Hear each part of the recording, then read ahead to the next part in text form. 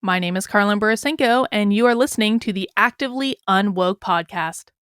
Today, I want to talk about the thing that everyone fears more than anything else when it comes to fighting back against the woke insanity. I want to talk about cancellation. Now, let's be clear, cancellation is not fun.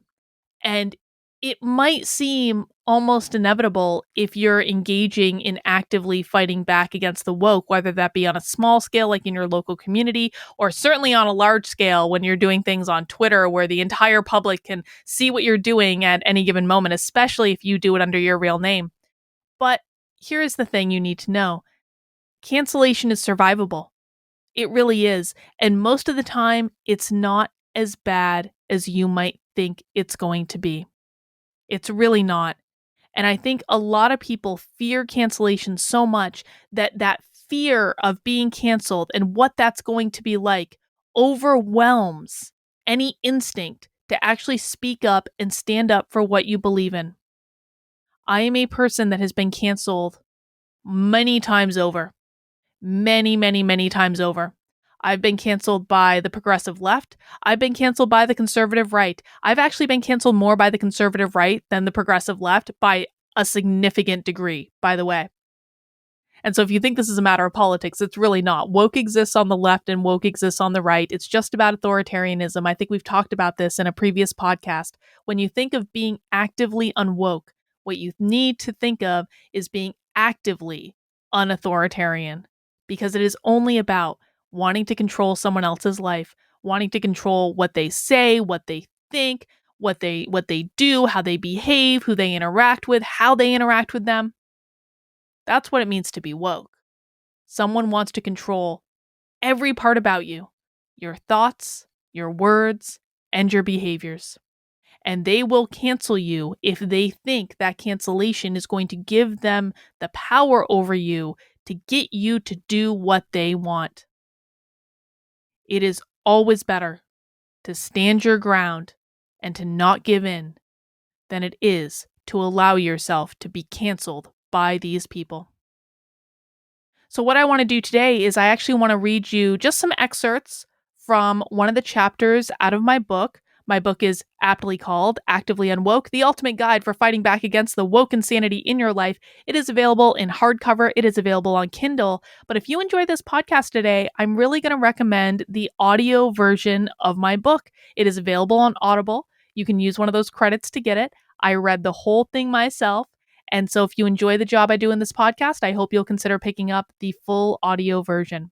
One more thing before we jump right into the reading for the book for today. If you would like to support the work I'm doing, if you're enjoying these podcasts or you enjoy my videos on my YouTube channels or my Substack articles or what have you on whatever platform you found me on, I hope you'll consider supporting my work. I'm entirely user supported. I don't have big financial backing. I only get paid when people find the work I'm doing valuable. You can also get a lot of extra perks for supporting my work. You can get t-shirts, you can get stickers, you can get private Zoom calls with me. I'm actually even having a craft and bitch this weekend for members of my locals and members of my Patreon. If you would like some options for supporting the work I'm doing, please head over to activelyunwoke.com/support. And you can even find ways to get a plug in this podcast. So I'll plug your website, your product, your service as a sponsor. There are all sorts of options available to you. Again, that's activelyunwoke.com/support, and you will be able to find the options there. All right, let's get into the chapter that I wanted to read for today. You've been canceled. Now what? One of Saul Alinsky's rules for radicals is the threat is usually more terrifying than the thing itself. So I'd be remiss if I didn't address the one thing that people are most afraid of when it comes to fighting the woke: what it's like to get canceled and how you can survive it. Yes, getting canceled sucks. It does, but it doesn't suck as badly as you think it does, and it is an eminently survivable situation for the vast majority of people. I'm one of those rare people who has had the pleasure of being canceled by both the woke on the left and the right. I was canceled by the left for taking the red pill in one of the most public possible ways, and I've been canceled by the right for, ironically, pointing out that they were starting to act like the monsters they were fighting on the woke left after Donald Trump left office. As it turns out, both sides are equally offended and react with similar responses when someone with a perceived platform tells them just how screwed up they really are. Word to the wise, kids, stay as politically independent as possible, even if you join a party, lest you become a tribalist pod person. It's a funny thing. The left and the right approach cancellation in very distinct ways. When the left comes to cancel you, it's goal-oriented. They go after your career and your finances. They hit you where it hurts to make it more difficult for you to lead a normal life because that's the thing that's most likely to make us bend the knee first. Financial survival. But when the right cancels you, they make it personal. They dig through everything they can find from your past to assassinate your character and socially ostracize you. But regardless of which direction the cancellation is coming from, it's not a pleasant experience. You never want to anticipate being canceled because doing so can help you create a self-fulfilling prophecy and inadvertently make it happen. However, it is not a bad idea to be aware of some of the tools for surviving should the time occur. You'll always remember your first time. I'll never forget the feeling of knowing, emphatically, that I was going to be canceled. It wasn't long after my Trump rally article had gone viral, maybe a week or so. Tim Pool had just started his Timcast IRL podcast, and Jack Murphy was his first guest. I was more or less still in shock at the aftermath from the bomb that article had dropped on my life. If you've never had the fortune, or misfortune, of suddenly and unexpectedly going viral on the internet, I think it's difficult to understand what a bizarre experience the whole thing is. Thankfully, I had the benefit of my work being shared for mostly positive reasons, but the exposure you get is still so different from any normal experience. I had never wanted to be a public person and was just completely unprepared for that level of spotlight. You go from doing the same things you do every day 1 minute to having literally millions of eyes on you out of nowhere. It comes at you like an unstoppable force and is a rush of energy like you have never felt in your life. The first time I really realized the scale of it, I literally had a panic attack.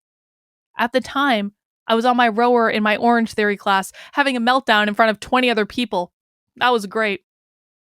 So, as all this was happening to me, I sat down on my couch in an absolute daze and I turned on Tim's show just to have something on the TV, but not even fully able to focus on what was being said. Jack happened to be talking about his book, Democrat to Deplorable, which seemed apropos of what was going on in my life, and I remembered wondering if it was a fated experience that I happened to tune in on that particular episode. Jack started telling the story of when he had been canceled, getting wrongfully fired from his job for the crime of wrongthink. He never said where he had been fired from. However, as I listened to his story, I picked up enough details about the city this took place in and the type of work he did to know one thing for sure. Jack Murphy had been fired by one of my current training clients, one who had already promised me work for that year. This was not a big-name organization that would be a household name, but it was a place I had done several corporate trainings for in my organizational psychology practice. They had a great team, and were developing into a reliable client who would send consistent work. But, though I liked her very much, I knew the human resources director there was very woke. She was one of the well-meaning woke, one who, I believe, went along with it for good reasons, believing that in order to be a good person, you had to be an anti-racist ally. But she was woke nonetheless, followed me on Twitter, and was already well aware that I had committed the sin of attending a Trump rally and declaring that his supporters were not Nazis. I knew I was done for. Sure enough, a month or two later, when the COVID lockdown started, I posted a meme about Kung Flu for a bit of levity and posted a video on my YouTube channel with my favorite Kung Flu memes. Singing to the song Kung Fu Fighting, but replacing foo with flu, had recently been declared a racist act by the woke, and I knew I was pushing it, but the meme just made me laugh so hard that I couldn't help it. And I knew plenty of Asian people who agreed with me, so who was I to question them? In the early days of a worldwide pandemic, the very last thing we should lose, I thought, was our sense of humor. It wasn't long after I posted the video that I got an email from the HR director at this organization telling me that I was being just a little too racist, and she couldn't possibly expose her vulnerable, oppressed staff to me. However, if I wanted to talk it over and repent for my racism, she would be open to discussing it with me. I told her thanks, but no thanks. And that brings us to the most critical tip to help you survive a cancellation. Do not give in ever. Never bend the knee. The Amish have the practice of shunning members of their church who have fallen out of favor for violating a church rule. It might include refusing to sit at the same table with the person to eat, even if they live in your own household, refusing to do business with a person, not accepting rides or gifts, and excluding them from community activities. The purpose of shunning is to persevere the purpose, let me try that again. The purpose of shunning is to preserve the integrity of the church from a deviant member, to send a signal to other church members of what happens if you step out of line, and to elicit a change of heart in the individual who is breaking the rules. If the rule breaker comes around, they have to make a confession in front of the entire congregation, and at some point afterwards, all will be forgiven. Here is the difference between being shunned by the Amish and canceled by the woke. The Amish provide a path to redemption. You make your grand confession, and you are welcomed back into the fold with the past forgotten. However, when you're canceled by the woke, there is no such path. They will make you believe that there is a path, that if you just say the right words, then it will all be over. But it's not true. Saying you're sorry will never be enough. Once you do it, there will always be more asks, more demands, and your past transgressions will perpetually be used against you whenever it's convenient. This is the most important thing you have to understand when the cancellation starts. The only way to come through it with your integrity intact is to continue through to the other side. No matter how bad it gets, no matter what they accuse you of, no matter how they smear you, do not bend the knee ever. The first mistake so many people make when they're being canceled is to assume that because they have so many people coming after them, they have done something wrong. They look for a way to compromise and may even issue an apology for whatever transgression they are being attacked for. They will do anything they can think of just to make it stop. In doing so, they overlook one key point. The woke mob doesn't want apologies. It doesn't want logic. It doesn't want reason. It only wants vengeance. Once you give them an inch, they will take that mile. They will demand more and more, particularly if you commit any minor infraction that they might consider a microaggression in the future. They will just use it as an opportunity to make more demands, and will always keep you at their mercy, because they know you will give in. This is a game of power, plain and simple. In order to survive it, you must show them that you are more powerful than they are. You must stand your ground no matter how bad it gets. The minute you surrender is the minute you give them power over you. All right, I'm going to skip down in the chapter a little bit. What has happened is I have basically told the story of the worst cancellation I ever underwent. It was actually, believe it or not, at the hands of legitimate white identitarians. Yes, there are real white identitarians out there. That is real. Don't listen to the people who tell you otherwise. It is very real. And I underwent cancellation by them for about 3 weeks in June of 2021. It was the worst cancellation I've ever experienced. It was awful. What made it so bad partially was that no one believed that white identitarians were real, and I'm like, I've got thousands of them surrounding me. It was really bad. You can read the full story in the book if you want to, but I've just told that story in the book, and now I'm going into another section in this chapter, and it starts with this heading: Pain is temporary. The thing that got me through that particular cancellation was the knowledge that at some point it would be over. At some point, people would move on to the next outrage. I would have all the worst perpetrators blocked so I wouldn't have to hear from them anymore, and I could refocus on what I was supposed to be working on, helping individuals empower themselves to fight back against the woke in their lives. As long as you stand your ground and take away their ability to have that power over you, They will always move on eventually. When I use the term cancellation, I use it very loosely to refer to an angry mob of people coming for you in some way. Maybe they aren't trying to get you fired from your job or destroy your life, but that's not what it feels like when it's happening. Minimally, they make your life very difficult with the pure intent of pressuring you to do what they want you to do. Most cancellations last a day or two and usually involve more inconvenience than cancellation. Lots of mean tweets, angry messages, and so on. Usually it's mostly harmless, but make sure you report any threats of violence to the police so they know what's going on. Document everything you can because you don't know when you might need it. Some cancellations last longer, and some have long-term consequences like the loss of a job or, worst case scenario, your name becoming publicly synonymous with the cancellation. One example is the famed trans-racial activist Rachel Dolezal. These cancellations are absolutely more difficult situations to deal with, but they're not insurmountable. As time goes on, the vast majority of people who go through it are able to get things back on track, and you have to trust that you can do the same. Many even use their cancellation in order to thrive.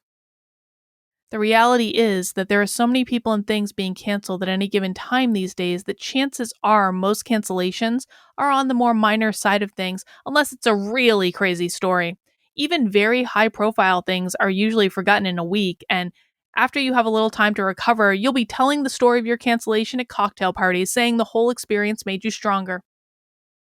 But no matter how bad it gets, you will get through it as long as you don't give up. You will feel much better on the other side if you are true to yourself and what you believe, rather than selling out under the false belief that it will make things better. Disconnect and reflect. You can always look at things that happen to us as either negative or positive. Yes, I know that's hard when it seems like the world is trying to rip your life apart, but this is a moment that you can also allow you to reflect and strengthen the convictions you hold dear. To do this, you've got to disconnect. Get off the internet. Just turn it off. Stop looking at the responses, the messages, the videos, the news, or anything else. Trust me, they're not going to stop anyway, and you will gain nothing by continuing to give them any part of your attention. Instead, go out into the real world and talk to normal people. Call your best friend. Maybe even find a therapist or coach to connect with, a non-woke one, of course. Focus on people you can have deep conversation with. Look at the big picture. If you're a religious or spiritual person, now is a perfect time for you to connect with God in whatever way works best for you. The internet, the media, it's all nonsense. Truly.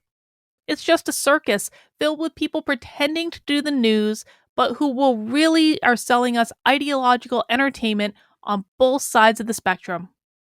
Most influencers are completely corrupt. Talking heads at best, yes, even the ones you probably like.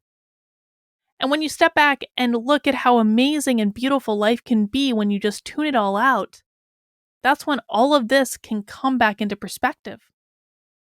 Cancellation is meant to put you under stress. There is no other point but to cause you pain until you break. But you can mitigate a lot of that stress by simply choosing not to engage and taking time to take care of yourself instead. With a new perspective and quieted mind, take a moment to ask yourself a simple question. Did you stand up for what was right? That's the crux of it, isn't it? Did you stand up for what was right, or didn't you?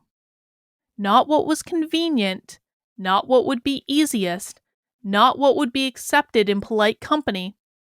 Did you stand up for what was right? In 12 Rules for Life, Jordan Peterson says, if you betray yourself, if you say untrue things, if you act out a lie, you weaken your character. Cancellation is a test of staying true to what is fair, just, and correct, knowing what you truly value when your back is slammed against the wall. And if you didn't do anything wrong, then you have absolutely nothing to feel ashamed for. The mob does not get to decide what's right, no matter how much they demand to anoint themselves. Expression is not only guaranteed to us by the First Amendment in this country, it's also a gift given to us by God simply because we exist. You don't have to do anything to earn the right to express yourself. You have it because you are here. And many people forget that free speech is only protected for all of us when we defend the speech that some find indefensible. Unpopular speech is the only speech that requires protection. No matter what your speech was, you almost certainly had the right to say it.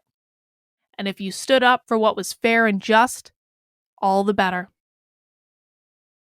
And now I'm just scrolling to the last part of the chapter. There's a couple more stories, and I just want to read you the last couple of paragraphs of the chapter. Is cancellation inevitable? Is cancellation more likely to happen when you're fighting the woke? Sure. Is it an inevitability?